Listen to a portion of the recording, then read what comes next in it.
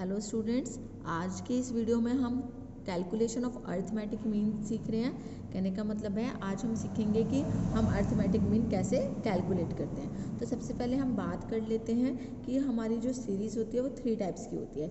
एक होती है हमारी इंडिविजुअल सीरीज़, एक होती है डिस्क्रीट सीरीज़ और एक होती है कॉन्टिन्यूस सीरीज़। आपने इन सब के बारे में अपने क्लास 10th में भी पढ़ा होगा कि इंडिविजुअल सीरीज़ कौन सी होती है, डिस्क्रीट सीरीज़ कौन सी होती है और कंटिन्यूस सीरीज़ कौन सी होती है। फिर भी मैं एक बार आपको बता देती हूँ। इंडिविजुअल सीरीज़ वो सीरीज़ होती है जिसमें नंबर ऑफ़ आइटम्स दिए होते हैं हमें कि कितनी आइटम्स हैं, और उसके बाद हमें क्या कैलकुलेट करना होता है, अरिथमेटिक मीन कैलकुलेट करना होता है। जो डिस्क्रीट सीरीज़ होती है उसमें हमें फ्रीक्वेंसी गिवन होती है कि कौन सी आइटम कितनी बार रिपीट हुई है। और जो हमारी थर्ड है कंटिन्यूस सीरीज़, कंटिन्यूस सीरीज़ में क्या होता है बच्चा, हमें कंटिन्यूस सीरीज़ में क्लास इंटरवल दिए होते हैं। क्लास इंटरवल्स के बारे में मैं आपके जो क्लासिफिकेशन ऑफ डाटा वाली वीडियो इसमें पहले से एक्सप्लेन कर चुकी हूँ कि किस तरह से हम क्लास इंटरवल बनाते हैं और क्लास इंटरवल क्या होते हैं। अब सबसे पहले हम बात कर लेते हैं इंडिविजुअल सीरीज़ की। नाम से क्लियर हो रहा है, इंडिविजुअल मतलब सिंगल, ठीक है। तो इंडिविजुअल सीरीज़ यानी कि सिंगल सीरीज़। तो इंडिविजुअल सीरीज़ को सॉल्व करने के हम 3 मेथड यूज़ करते हैं। फर्स्ट है हमारा डायरेक्ट मेथड, सेकंड है हमारा शॉर्टकट मेथड और थर्ड है हमारा स्टेप डिविएशन मेथड। तो हम क्या करेंगे, one by one in methods के थ्रू क्वेश्चन सॉल्व करने की कोशिश करेंगे। सबसे पहले हम बात कर लेते हैं डायरेक्ट मेथड की। देखो, डायरेक्ट मेथड का मतलब क्या होता है कि डायरेक्ट ही आंसर निकाल देना, ठीक है। इसको बेटा बोलते हैं एक्स बार। ये जैसे एक्स बना के ऊपर ऐसे, इसको हम क्या बोलते हैं, एक्स बार बोलते हैं। वैसे ये साइन किसका होता है, अरिथमेटिक मीन का साइन होता है ये। तो एक्स बार जब हम डायरेक्ट मेथड करते हैं तो x bar is equal to sigma. ये जो हमारा साइन है इसे हम क्या बोलते हैं, सिग्मा एक्स अपॉन एन। तो sigma x upon n, sigma x का मतलब होता है टोटल वैल्यू ऑफ आइटम्स, यानी कि जितने भी हमारे पास आइटम हैं उनको हम ऐड कर देते हैं। अपॉन में नंबर ऑफ आइटम्स, हमारे पास टोटल नंबर कितनी है आइटम्स का। इसको हम एक एग्जांपल के थ्रू समझ लेते हैं। तो एग्जांपल में मुझे क्या निकालना है, मीन निकालना है। सबसे पहले देखिए बेटा, ये मेरी आइटम्स हैं। मैं काउंट करूँगी टोटल आइटम्स कितनी है, 1 2 3 4 5 6 7 8 9 10। टोटल आइटम्स मेरी कितनी है, 10। और फिर इनकी हम क्या करेंगे, ऐड करेंगे, प्लस करके कैलकुलेट करेंगे कितनी वैल्यू आई। तो जब मैंने इन सब आइटम्स को ऐड किया तो मेरा आंसर आया 517, ठीक है। तो सिग्मा एक्स मेरा कितना हो गया, 517, और एन मेरी कितनी आई, 10। तो जब मैं डिवाइड करूँगी 517 को 10 से तो मेरा आंसर कितना आ जाएगा, 51.7। अब बात कर लेते हैं शॉर्टकट मेथड की। देखो बेटा, शॉर्टकट मेथड क्या होता है, शॉर्टकट पता चल रहा है किस, क्या बोल रहा है कि हम इसमें क्या लेते हैं, एक शॉर्टकट लेते हैं, ठीक है। तो एज्यूम करके चलते हैं हम इसमें, मीन क्या करके चलते हैं, मीन को एज्यूम करके चलते हैं। एज्यूम करने का मतलब हम अपनी तरफ से मान के चलते हैं कि इसमें मीन क्या होगा, ठीक है। तो इसमें फॉर्मूला होता है हमारा एक्स बार, यानी कि मीन निकालने का तरीका होता है A for assume mean plus sigma D x बताऊंगी मैं भी आपको कि कैसे निकालते हैं, और अपॉन में एन तो वही है हमारा नंबर ऑफ आइटम्स। और डी एक्स की वैल्यू हम कैसे निकालते हैं, डी एक्स का मतलब होता है एक्स माइनस ए, यानी कि जो वैल्यू एक्स की है उसमें से हम एज्यूम मीन को माइनस कर देते हैं, तो ये हमारा क्या निकल जाता है, डी एक्स। इसको एक एग्जाम्पल के थ्रू समझ लेते हैं। एग्जाम्पल में मैंने बोला है कि शॉर्टकट मेथड से हमें मीन फाइंड आउट करना है। तो सबसे पहले मैंने क्या किया, सीरियल नंबर लिख लिया। सीरियल नंबर में कितना आ गया, अप टू 10 तक काउंटिंग में मैंने लिख लिया और एक्स मैंने उतार लिया, ठीक है। अब बात कर लेते हैं डी एक्स कैसे निकाला। मैंने एज्यूम किया है, मैंने क्या किया, एज्यूम किया है ए इज इक्वल टू 50, यानी कि मैंने एज्यूम मीन माना है कितना, 50। अब मैं डी एक्स कैसे निकालूंगी, एक्स माइनस ए, यानी कि जो एक्स वैल्यू ये वाली है इसमें से जो मैंने एज्यूम मीन माना है उसको माइनस करती चलूँगी। जैसे ए मेरा कितना था, 50, ठीक है। अब 50 को माइनस करना है 40 में से, तो 50 को माइनस किस में से करना है, 40 में से। 40 माइनस 50, तो मेरा आंसर कितना आ जाएगा, -10।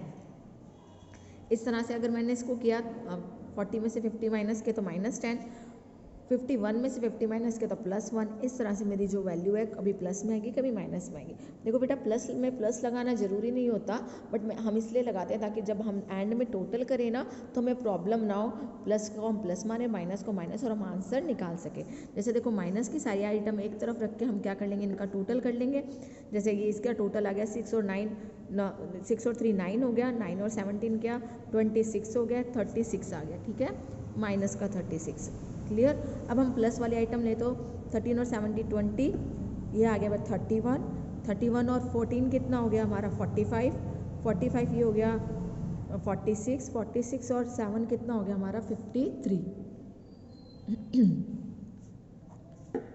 जब हम इसको माइनस करेंगे तो हमारी वैल्यू क्या आ जाएगी, प्लस में 17 आएगी, क्योंकि 53 हमारा बड़ा है और जो माइनस की वैल्यू निकली है 36 वो हमारी छोटी है। तो हमारा आंसर कितना आ जाएगा, प्लस में 17। तो मैंने इधर लिखा है सिग्मा dx = 17। क्लियर। अब हम क्या करेंगे, इसमें फॉर्मूला पुट कर देंगे। तो x बार यानी कि अर्थमेटिक मीन = a यानी कि एज्यूम मीन प्लस 17 dx की वैल्यू लगानी थी ना, तो सिग्मा dx मेरा कितना है 17 अपॉन में नंबर ऑफ आइटम्स 10। जब हम इसको सॉल्व करेंगे तो देखो 50 तो यहीं छोड़ देंगे, ठीक है, 17 को 10 से डिवाइड करेंगे तो 1.7 आएगा, और जब हम 50 प्लस 1.7 करेंगे तो आंसर कितना आ जाएगा 51.7। अब तक हम 2 मेथड कर चुके हैं। कौन कौन सा किया हमने इंडिविजुअल सीरीज़ का, डायरेक्ट मेथड और शॉर्टकट मेथड। अब जो हमारा थर्ड मेथड है उसका नाम क्या है, स्टेप डिविएशन मेथड। कौन सा मेथड है, स्टेप डिविएशन मेथड। अब देखो बेटा इसमें हम क्या करते हैं, जो हमारा x बार होता है यानी कि मीन, उसको हम किसके थ्रू निकालते हैं, एज्यूम मीन के थ्रू तो निकालते ही हैं, a प्लस dx बार। अब मैं बताऊंगी आपको ये dx बार कैसे निकालते हैं, अपॉन n इंटू आई। तो देखो बेटा जब हम dx बार की बात करते हैं ना, तो dx बार का मतलब होता है dx, वो भी मैंने आपको प्रीवियस क्वेश्चन में निकालना सिखाया है, यानी कि x माइनस ए अपॉन में आई वो हम मान के चलते हैं वो कॉमन टर्म होती है जो dx जो हम निकाल रहे हैं उन सब नंबर से क्या हो जाए, डिवाइड हो जाए। अब इसको और अच्छे से समझने के लिए हम क्या कर लेते हैं, एक एग्जाम्पल ले लेते हैं। तो देखो एग्जाम्पल में क्या लिया है कि मुझे कैलकुलेट करना है मीन किसके थ्रू, स्टैंडर्ड डिविएशन मेथड के थ्रू, ठीक है, सॉरी स्टेप डिविएशन मेथड के थ्रू।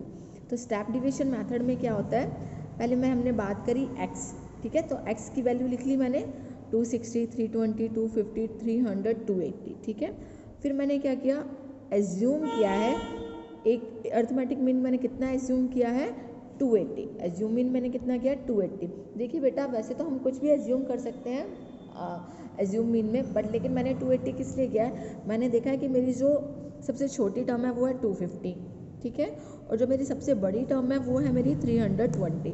तो मैंने कोशिश की है ना मैं सबसे बड़ी टर्म उठाऊं ना मैं सबसे छोटी टर्म उठाऊं, मैं क्या करूं बिल्कुल सेंटर, क्योंकि जब हम अर्थमेटिक मीन की बात करते हैं तो हम सेंट्रल टेंडेंसी की बात करते हैं जो मिडल में टर्म्स रहती है। तो मैंने कोशिश की है कि मैं एकदम मिडल टर्म उठाऊं, ना बहुत ज़्यादा बड़ी हो और ना ही बहुत ज़्यादा छोटी हो। तो a = 280 मैंने मान लिया, dx मैंने आपको निकालना सिखाया था, x माइनस ए कैसे निकाला है, dx करके मैंने वैल्यू कितनी है a = 280 और x में से यानी कि 260 मेरी वैल्यू है x की, फर्स्ट वाले की, ये वाले की 260 है, माइनस कितना किया 280, तो मेरा फर्स्ट का आंसर कितना आ गया -20, ठीक है बेटा। तो फिर पहले में मेरी वैल्यू होगी -20, ऐसे ही करते जाएंगे, 320 में से 280 माइनस करेंगे तो +40, 250 -30, इस तरह से मेरा dx की वैल्यू आ जाएगी। अब मैं यहाँ पर इसका टोटल नहीं करूँगी क्योंकि मुझे क्या चाहिए, dx डैश चाहिए। अब मैंने देखा कि इन सारी टर्म्स में, ठीक है, ऐसी कौन सी टर्म है जो इन सब से डिवाइड हो सकती है, होने को 2 भी हो सकती है, होने को 5 भी हो सकती है, पर मेरे को क्या करनी है, थोड़ी बड़ी आइटम देखनी है ताकि वो सबसे डिवाइड हो जाए, ठीक है, और डिवाइड होने के बाद जो मेरा आंसर है वो छोटा है, ठीक है, वैल्यू निकालने के लिए, क्योंकि फिर मुझे फर्दर और डिवीजन करनी ना पड़े। तो मैंने क्या किया, आई को 10 मान लिया क्योंकि मैंने देखा है कि 10 इतनी बड़ी टर्म है जो इन सब से डिवाइड हो सकती है। मैं चाहती तो 20 ले लेती, बट यहाँ पे वैल्यू क्या है 30 है, 30 तो 20 की टेबल में आता ही नहीं है, इसलिए मैंने आई को कितना मान के चला है 10। और इस तरह से जो मेरी कैलकुलेशन है वो बहुत ईजी हो गई है, ठीक है। तो फिर मैंने क्या किया, आई = 10 माना और dx बार कैसे निकाला, dx अपॉन आई, सबको किससे डिवाइड कर दिया 10 से, तो 10 अगर 20 को करूँगी तो -2, 40 को करूँगी तो +4, इस तरह से सारी वैल्यू निकाल ली। और जब मैं प्लस माइनस को देखूँगी तो देखो बेटा 4 और 2 6 होते हैं और 2 और 3 5 होते हैं। माइनस की टर्म कितनी आई 5, प्लस वाली टर्म कितनी आई 6, तो आंसर इज +1। ठीक है, तो मेरा dx बार कितना आ गया 1। अब मैं क्या करती हूँ, इसको कैलकुलेट करती हूँ। तो x bar is equal to a plus sigma dx bar upon n into i. तो एज्यूम मीन मैंने कितना माना था 280 प्लस 1/5। 5 कैसे आया, आइटम्स काउंट करते हैं 1 2 3 4 5, तो 5 इधर आ गया। तो 1/5 इंटू 10 मेरा आई था। अब मैंने जब इसको बिल्कुल सॉल्व किया तो 5 की टेबल से मैंने काट दिया, 2 आ गया, 280 ये रहा प्लस 2, तो आंसर मेरा कितना आ गया 282। कोशिश करनी चाहिए कि हमें इस आइटम को अलग रखें। अगर हम इसका वो लेके एलसीएम लेके दोनों को ऐड करके फिर निकालते हैं तो बहुत बड़ी कैलकुलेशन पड़ती है बेटा। तो कोशिश करनी चाहिए हम ये अलग रखें और इन आइटम्स को अलग रखें और बाद में क्या कर दें, ऐड कर दें। तो आई होप कि आपको अच्छे से क्लियर हो गया होगा कि जो मैंने इंडिविजुअल सीरीज़ के बताए उसमें 3 मेथड यूज़ होते हैं, direct method, shortcut method and step deviation method. Thank you students.